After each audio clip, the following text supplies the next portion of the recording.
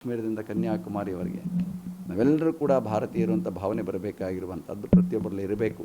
ನೋಡಿ, ನಾವೆಲ್ಲ ಭಾರತೀಯರಾಗಿ ನಮ್ಮ ದೇಶವನ್ನು ಗೌರವಿಸಬೇಕು, ನಮ್ಮ ರಾಷ್ಟ್ರ ಗೀತೆಯನ್ನು ನಾವು ಎತ್ತಿ ಹಿಡಿಬೇಕು, ನಮ್ಮ ರಾಷ್ಟ್ರ ಧ್ವಜವನ್ನು ನಾವು ಎತ್ತಿ ಮೆರೆಯಬೇಕು, ಸಂವಿಧಾನವನ್ನು ಗೌರವಿಸಬೇಕು. ಹಾಗೆ ಅಖಂಡ ಭಾರತೀಯ ಭಾವನೆ ನಮ್ಮೆಲ್ಲರಲ್ಲೂ ಬರಬೇಕಾಗಿರುವಂಥದ್ದು.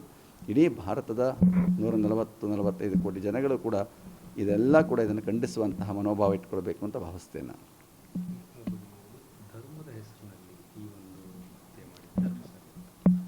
ಅದೇ ಹೇಳ್ತಾ ಇರೋದು, ಅಲ್ಲಿರುವಂತಹವ್ರಿಗೆ ಯಾರೂ ಅಲ್ಲ, ಅದು ಭಯೋತ್ಪಾದಕರು ಪಾಕಿಸ್ತಾನದಿಂದ ನುಸುಳಿದ್ದಾರೆ ಅನ್ನುವಂಥದ್ದೇ ಅದರ ಮುಖ್ಯವಾಗಿರುವಂಥದ್ದು.